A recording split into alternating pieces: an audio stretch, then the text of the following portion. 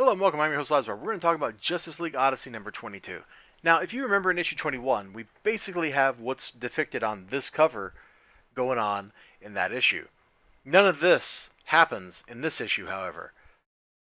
In the last issue, things were coming to a boil. You had Darkseid attacking Epic's time machine thing, the Justice League characters, this motley crew, defending it against Darkseid. Jessica Cruz went off to stop Epoch from actually using the machine because he's fallible. He would just, make a universe that was even worse than the one they were in by accident because he neglected a very small piece of the calculation.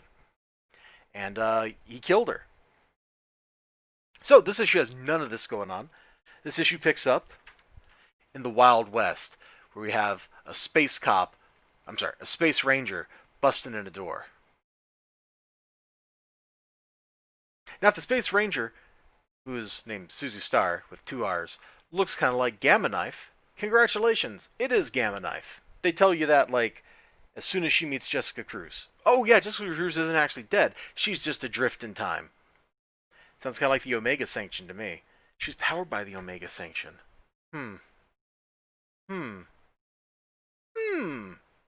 don't know. But this is a very cool, very dramatic page. It's let down a little bit by the fact that I'm pretty sure this is a traced over 3D model. I'm going to just not say that anymore. Any page I'm on and I start pointing at or your eyes look at anything, just try to ignore that, okay? So she's here to arrest this gang. What would they call them? Oh, it doesn't say here. They're like the Markleys or something. Marhook. There it is. The Marhook clan. So she's busting into a saloon full of bad dudes, and they get into a shootout. It doesn't go so well for her. And then in the middle of it, instead of her help showing up and helping her, Jessica Cruz suddenly appears. I kind of like this camera angle. Something about it feels a little weird to me. I think it's the posing as opposed to the actual angle. But it's a great, just boom. Here's the hero. Here's some cool stuff that's about to happen. Just right here. And Jessica Cruz is like, where am I? Susie Starr's like, who are you? She's like, are these the bad guys? And then they let her know those are the bad guys. The bad guys themselves. And this just leads to what actually is a whole lot of fun action. It's pretty brief, so I'm not going to show all of it, but she throws a great punch, and stuff happens, and they take the bad guys down. Good times. They get back to her spaceship, and they start talking the situation over. And that's kind of the weakness of the book is we go from this cool action stuff to a whole lot of talking. Really, that action sequence was kind of the meat of the book. We probably could have had more of that and less of this discussion of temporal mechanical stuff. Now the idea is, of course, Jessica Cruz wants to get help, wants to go back, stop Epoch, stop Darkseid, yada yada.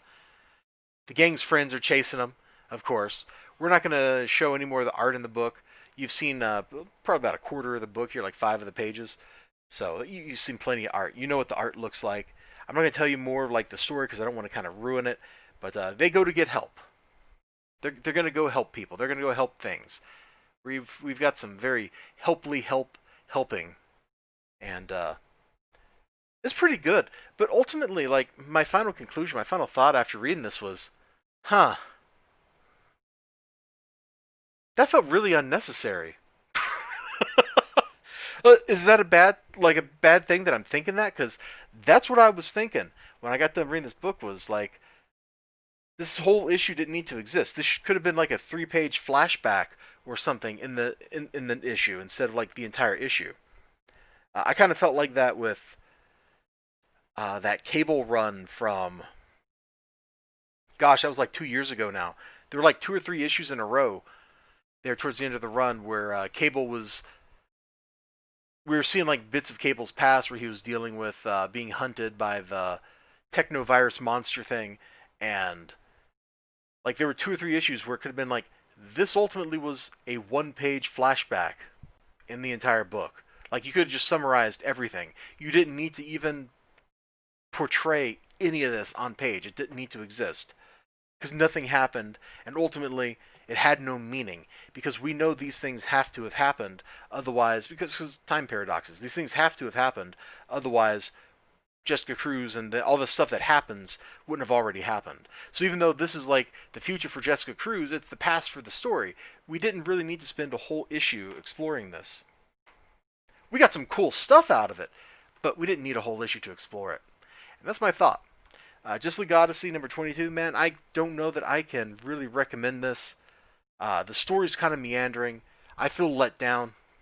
I want to get back to like something punchy, something juicy, something that has me on the edge of my seat. And we're just not, it's just not being delivered to us right here.